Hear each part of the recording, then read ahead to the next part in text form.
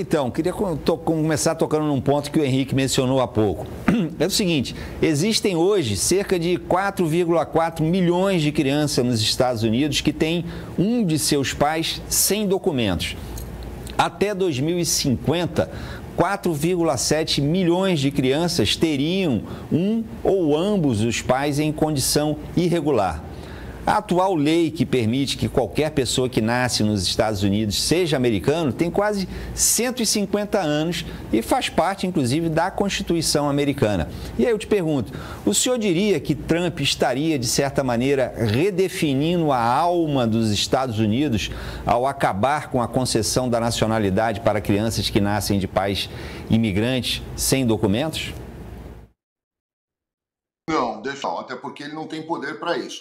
Quando nós falamos em questão de cidadania, nós estamos falando da emenda 14ª da Constituição, que foi assinada, inclusive ela tem muitos preceitos que são trazidos a ela tem um peso muito grande que foi trazido a ela, principalmente questões relacionadas à dignidade humana, questões relacionadas, inclusive, a direitos de imigrantes ali que estão intrínsecos nela. E nós tivemos, inclusive, julgamento da própria Suprema Corte, de que essa é uma matéria exclusiva do Congresso, essa é uma decisão exclusiva do Congresso.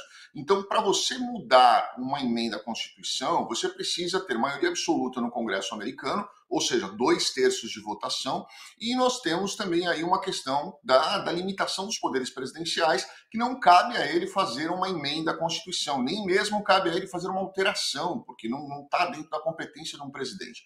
Então, eu entendo que assim decidido antes pela Suprema Corte, eu imagino que essa vai ser contestada, na verdade, hoje já foi contestada por 18 entidades estaduais, aí, foram mais de 198 petições em 18 estados diferentes, deve ter muito mais do que isso aí nos próximos dias, eu imagino que ela vai ser contestada, vai ser rebatida pela Suprema Corte, vai ser remetida ao Congresso, e aí sim vai ser apresentada, se for apresentada, será apresentada uma proposta legislativa para emenda e correção.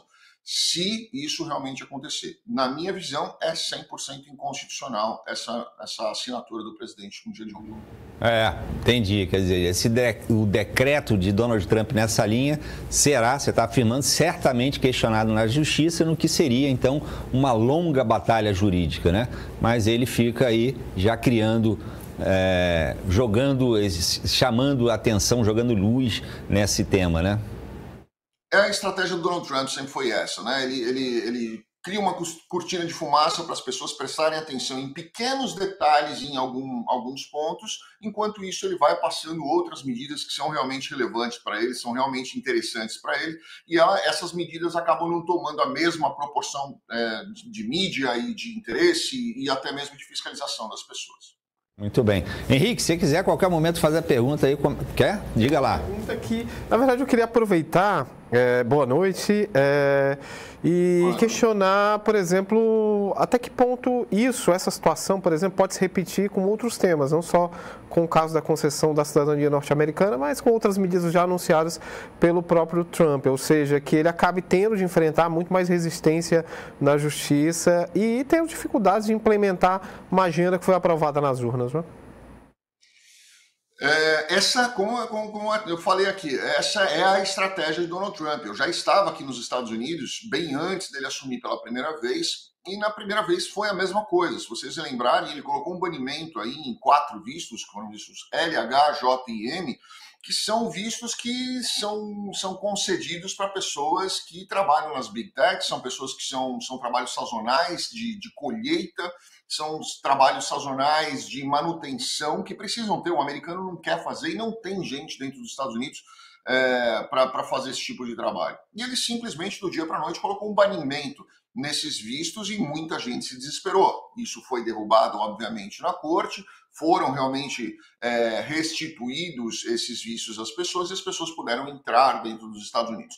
Um dos grandes críticos do Donald Trump naquela época foi o próprio Elon Musk e o próprio da Microsoft, esqueci o nome dele agora aí, mas e o próprio Jeff Bezos também, onde eles entraram com ações questionando que eles tinham empregados dentro dessa situação. Zuckerberg, o nome dele.